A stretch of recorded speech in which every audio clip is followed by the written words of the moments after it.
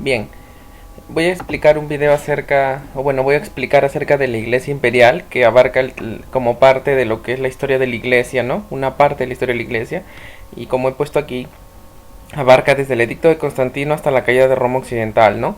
313, desde el 313 hasta el 476. Empecemos.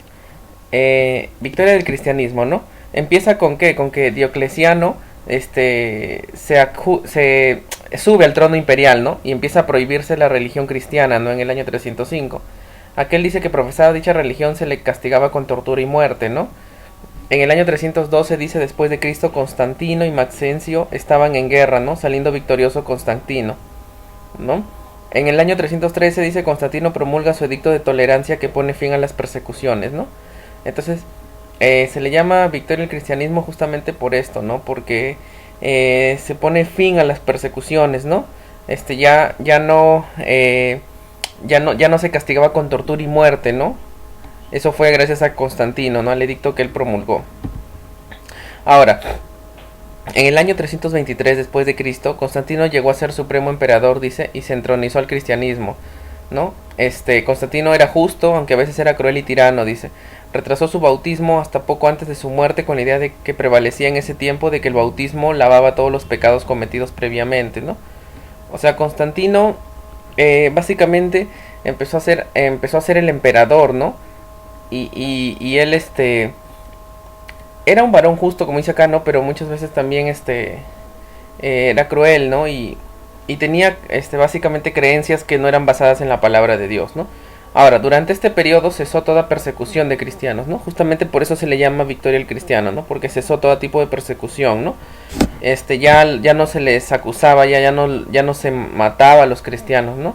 Sin embargo, dice, a partir del edicto de Constantino hasta que terminó el Imperio Romano, la espada de la persecución no solo se envainó, sino que se sepultó, ¿sí? En este periodo también se empiezan ya a empezar a reabrir los edificios de las iglesias, o sea, ya se empiezan a construir pequeños templos, ¿no? ¿Sí? ¿Por qué? Porque en el periodo de los discípulos, de Pedro, de los apóstoles, las reuniones, como dice la Biblia en Hechos, se hacían por las casas, ¿no?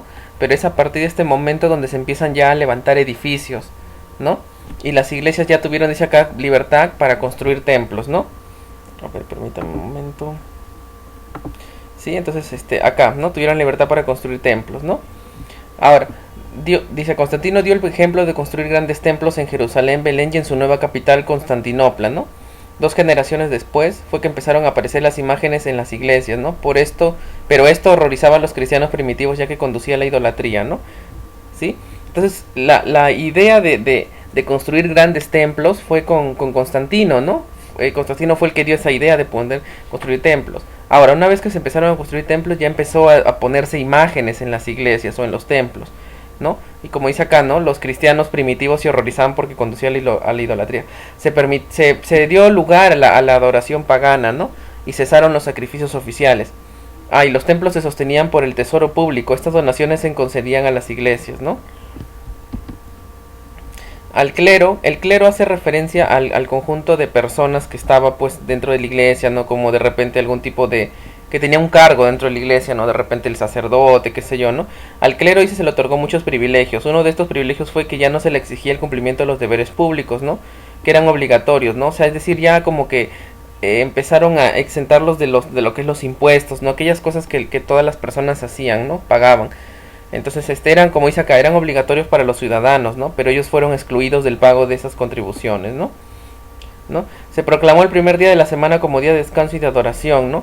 Y se prohibió que trabajen ese día. Sin embargo, los juegos públicos continuaron el domingo, dice, y esto generó que se haga más un día de fiesta que santo, ¿no? La crucifixión se abolió también, o sea, ya no se crucificaba a más personas, ya. Ahí terminó el castigo de la crucifixión, ¿no? Así que fue Constantino, dice, quien adoptó la cruz como emblema sagrado para los cristianos. O sea, ¿no? El tema de la cruz fue establecido por Constantino, ¿no?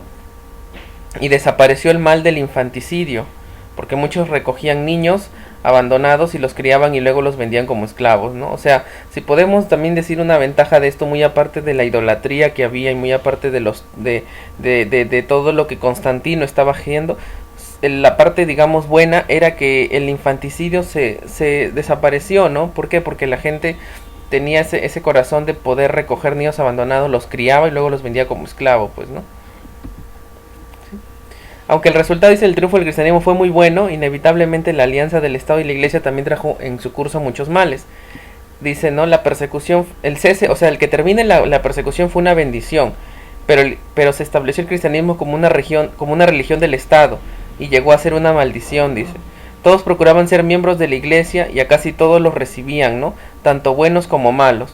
Los que sinceramente buscaban a Dios y los hipócritas que procuraban ganancia. O sea, ya no había una especie de filtro, ¿no? Como lo menciona la palabra de Dios, ¿no? Para que una persona pueda tener un determinado cargo, tenía que tener pues filtro, no siempre, por ejemplo, Esteban decía búsquense hombres llenos del espíritu, de sabiduría. En este caso no, ya se empezó a mezclar lo que es la religión con lo que es el Estado. Entonces, toda persona que quería subir a tener un cargo o a poder, ¿no? Liderar de repente algún tipo de iglesia, ¿no? Dice acá, ¿no? Que ya se recibían a todos, ¿no? Buenos como malos, ¿no? Los hipócritas que solo procuraban ganancia, ¿no? Hombres mundanos y ambiciosos, sin escrúpulos, que buscaban puestos en la iglesia para obtener influencia social. O sea, ya la religión como se mezcló con la política, con el Estado, con el poder, ya la gente quería tener un puesto para poder influenciar, ¿no? No lo hacía por amor a Dios, ¿no? Ahora, los servicios de adoración, como dice acá, aumentaron, pero eran menos espirituales y sinceros que los anteriores, ¿no? Las formas y ceremonias del paganismo se fueron infiltrando en la adoración, ¿no? Ya se empezó a perder un poco, si se dan cuenta, empezó a perderse ahí un poco también el tema de los principios bíblicos, ¿no?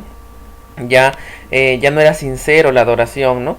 Se comenzó a adorar a las imágenes y a rendir culto a los santos y mártires, ¿no? Es aquí donde empieza esto. La adoración a la Virgen María sustituyó a la adoración de Venus y Diana, ¿no? Y la cena del Señor llegó a ser un sacrificio en lugar de un acto recordatorio. El anciano evolucionó de predicador a sacerdote, ¿no? O sea, ya no se le llamaba anciano como era la Biblia, sino ahora se le llama sacerdote, ¿no? O de predicador a sacerdote, ¿no? ¿Sí? Ahora vamos a pasar a la siguiente parte, que es la función de Constantinopla, ¿no? Que es la ciudad que digamos fundó Constantino, ¿no? Constantino, dice, escogió la ciudad griega de Bizancio como la nueva capital, ya que era una ciudad fortificada y casi nunca la habían conquistado, ¿no? Por el contrario, su rival Roma la habían conquistado muchas veces. O sea, lo que sucede es que estaban, como nos explicaron en clase, ¿no? Habían dos tipos, digamos, de católicos, ¿no? Los católicos apostólicos romanos y los ortodoxos, ¿no? Los ortodoxos entran aquí, encajan con Constantinopla, ¿no? Entonces, ¿qué pasó? Que, como a Roma la habían conquistado muchas veces, Constantino decidió establecer una nueva ciudad más fortificada, ¿no? Donde nunca la habían conquistado, y esa fue Bizancio, que posteriormente se llamó Constantinopla, como lo vemos aquí, ¿no? Que significa la ciudad de Constantino, ¿no? Pero ahora se llama oficialmente Estambul. Ahora, en la nueva ciudad, el emperador y el patriarca, que fue el último que dice, vivían en armonía, se honraba y se reverenciaba a la iglesia, ¿no? Su construcción se debió a Constantino, pero después de su destrucción por incendio lo reconstruyó el emperador Justiniano en el 537, de un modo tan magnífico que superó a cualquier otro templo de su época. Permaneció siendo la principal catedral del cristianismo durante 11 siglos, cuando los turcos tomaron la ciudad. Luego en un día la convirtieron en una mezquita y así han permanecido hasta la actualidad, ¿no?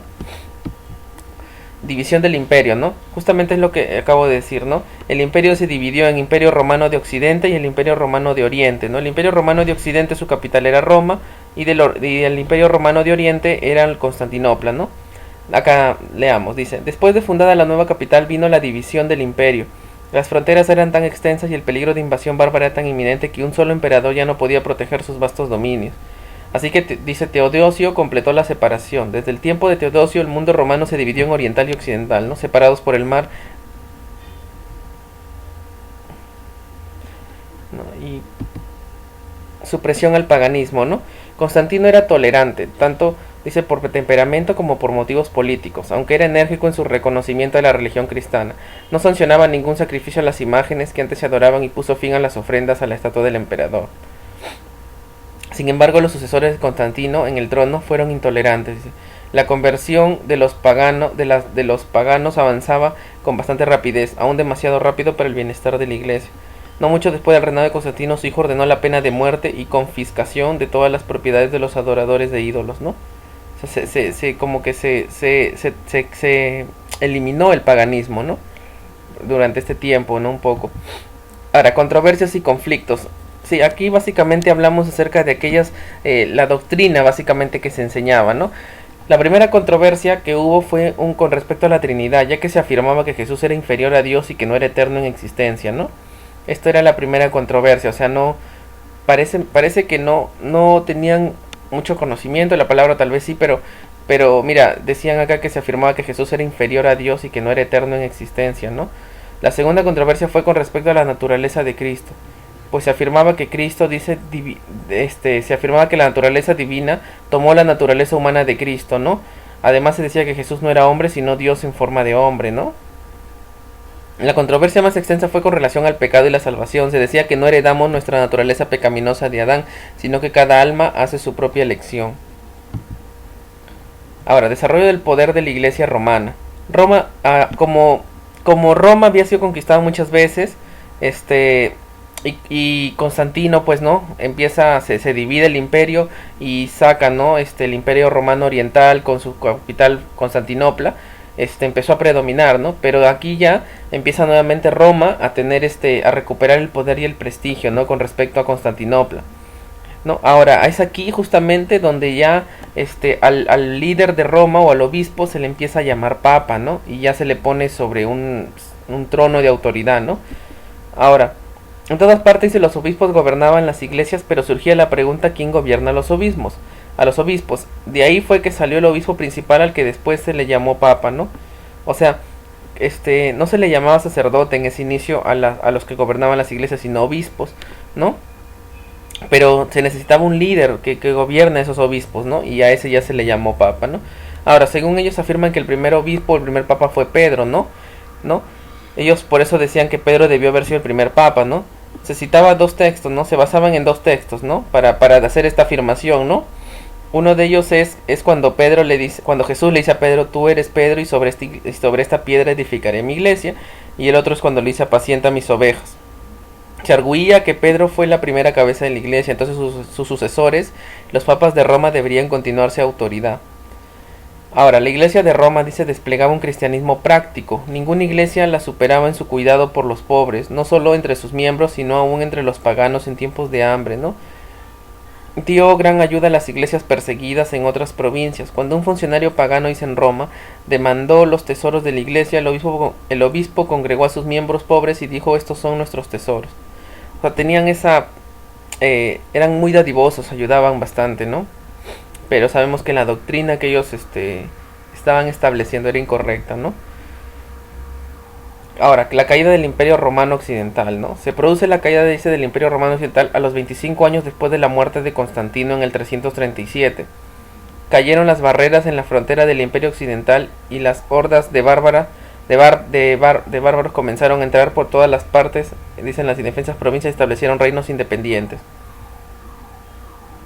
¿no? El Imperio Oriental, que tenía Constantinopla por capital, duró hasta 1453, ¿no? Casi todas las tribus invasoras fueron paganas. Los godos constituyeron una excepción, pues ya dice, Arrio los había convertido al cristianismo y tenían la Biblia en su propia lengua. De esta, las porciones aún existentes forman la primitiva literatura teutónica, ¿no? Y casi, dice, todas estas tribus conquistadoras llegaron a ser cristianas, en parte por medio de los godos, pero aún más por medio de la gente entre la que se establecieron. Con el tiempo, los arrianos, dice, llegaron a ser creyentes ortodoxos, ¿no? Y bueno, básicamente eso, ¿no? Y nosotros lo que hemos podido sacar de conclusiones es que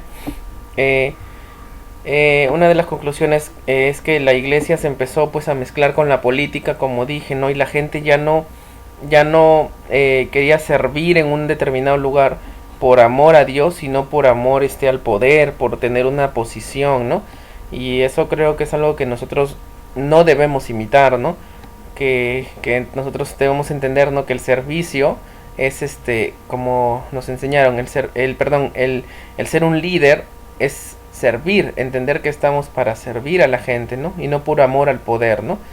Muy aparte de eso, el establecer, otra conclusión es que el establecer su propia doctrina o creer o tratar de adorar a Dios a la manera que ellos creían generó pues que ellos empiecen a hacer muchas ceremonias paganas y ninguna basada en la Biblia, ¿no? Justamente lo que estábamos aprendiendo en este curso, que cuando uno trata de buscar a Dios sin basarse en lo que la palabra de Dios dice, pues comete muchas incoherencias, muchas locuras, ¿no? Acá me pone, la iglesia perdió su esencia también y adquirió protagonismo político.